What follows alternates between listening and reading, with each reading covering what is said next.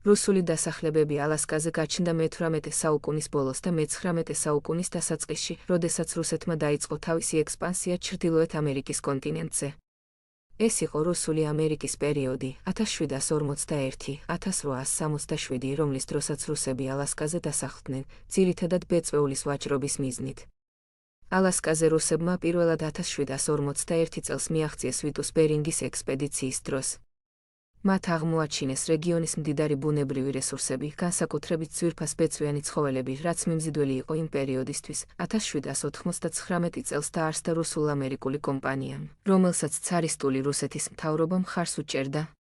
ეს კომპანია აკონტროლებდა ბეწვის მოვაჭრეების საქმიანობას და დასახლების ეკონომიკას. რუსები ასევე აქტიურად აწარმოებდნენ ქრისტიანობის გავრცელებას ალასკაზე. მართლმადიდებლური ეკლესია მნიშვნელოვან როლს ასრულებდა ადგილობრივ მოსახლეობასთან ურთიერთობებში. წმინდა ინოკენტი და წმინდა ჰერმან ალასკელი ცნობილი არიან ამ მისიონერული საქმიანობით. ნოვა არხანგელსკი ახლანდელი სიტკა რუსული ამერიკის ადმინისტრაციული ცენტრი იყო. მცირე დასახლებები და სავაჭრო პუნქტები განლაგებული იყო სხვადასხვა კუნძულსა და სანაპიროზე.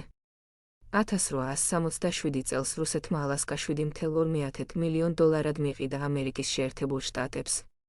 რუსეთისთვის რეგიონის შენარჩუნება ეკონომიკურად არარენტაბელური გახდა, განსაკუთრებით ყირიმის ომის შემდეგ. რუსული კულტურა და მართლმადიდებლური ტრადიციები დღემდე ჩანს ალასკის ზოგიერთ რეგიონში. ბევრ სოფელში შეხვდებით რუსულ სახელწოდებებს, ეკლესიებს და ზოგჯერ რუსული წარმოშობის მოსახლეობის შთამომავლებს. დღესდღეობით ალასკაზე არის რამდენიმე დასახლებული პუნქტი, სადაც რუსული კულტურა და ტრადიციები ჯერ კიდევ ინარჩუნებს თავის გავლენას. ყველაზე ცნობილი ასეთია ნინილჩიკი, პატარა სოფელი, სადაც ადგილობრივ მოსახლეობაში რუსული წარმოშობის ადამიანებიც არიან. ნინილჩიკში დღემდე ინახება რუსული მართლმადიდებლური ეკლესია და ნაწილობრივ რუსულ ენასაც იყენებენ. კენაი, ეს ქალაქი ასევე რუსული კოლონიალიზაციის პერიოდიდან იღებს სათავეს. აქ ასევე არის რუსული მართლმადიდებლური ტაძარი, სადაც მრავალი სლავური წარმოშობის ადამიანი ცხოვრობს.